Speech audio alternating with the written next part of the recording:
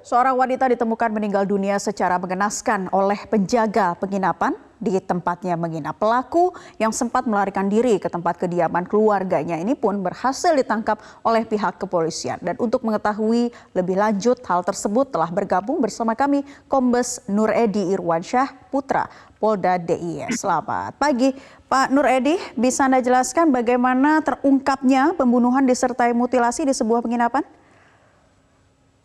Selamat pagi Mbak, terima kasih.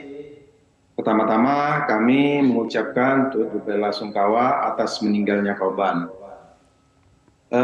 Adapun pengungkapan kasus tersebut pertama kali berdasarkan informasi ataupun laporan dari pemilik Wisma ke Polsek, yang kemudian dari penyidik Polresta Sleman bersama dengan Polda DIY melakukan olah TKP. Di TKP tersebut kita mendapatkan banyak barang bukti dan bukti-bukti petunjuk sehingga kami dapat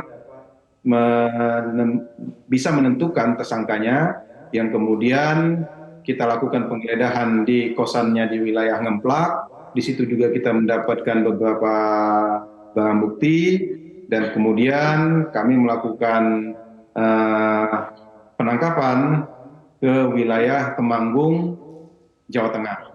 Dan yang bersangkutan pada saat dilakukan penangkapan tidak ada perlawanan dikarenakan yang bersangkutan sedang tertidur pulas di salah satu pojok di ruangan rumah tersebut, dan kemudian kami bawa ke Polda DIY untuk dilakukan pemeriksaan. Demikian, Mbak. Baik, Pak Nur Edi, bisa Anda jelaskan kembali apa saja bukti yang mendukung bahwa pelaku ini melakukan aksinya seorang diri?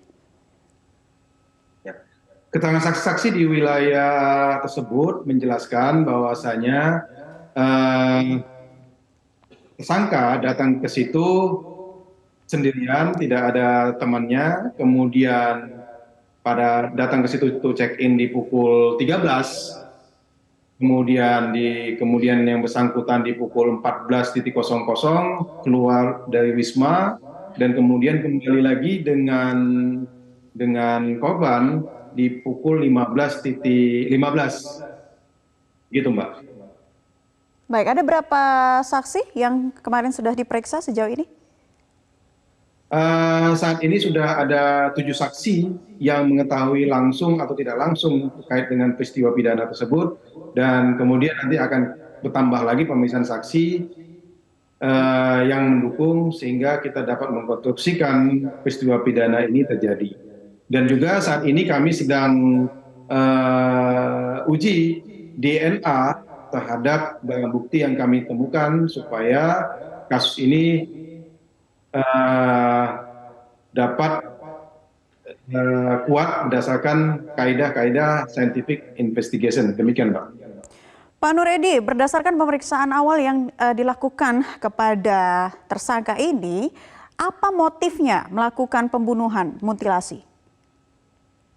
Ya,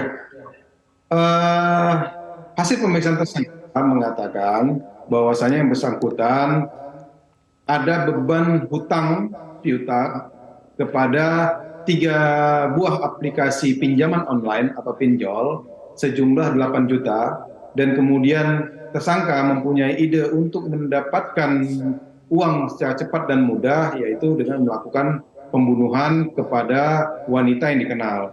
Kemudian tersangka menghubungi korban dan kemudian korban mau ketemu. Pada saat sampainya di Wisma langsung dilumpuhkan dengan memukul kepala bagian belakang korban, dan setelah lumpuh dilakukan pembunuhan dengan melukai bagian leher korban dengan pisau komando atau pisau bayonet, gitu, Mbak. Sudah berapa lama tersangka mengenal korban, Pak? Untuk tersangka mengenal korban, awal mulai perkenalan adalah melalui Facebook, chatting di Facebook, dan kemudian tatap muka di sekitar bulan November 2022, dan setelah itu sering ketemu, dan terakhir kali ketemu di tanggal 19 Maret 2023 yang lalu. Demikian, Mbak. Baik, setelah ini akan seperti apa proses hukum yang berlangsung dan apa ancaman hukuman terhadap pelaku? Setelah ini tersangka kita lakukan penahanan selanjutnya kita menunggu hasil otopsi secara tertulis yang sudah dilakukan oleh pihak kedokteran, dan kemudian juga kita menunggu hasil laboratorium forensik, dan yang tidak kalah pentingnya adalah kita nanti akan melakukan pengecekan psikologis untuk mengetahui tingkat kejiwaan pelaku, dikarenakan untuk kasus pembunuhan ini terbilang cukup sadis. Demikian, Mbak.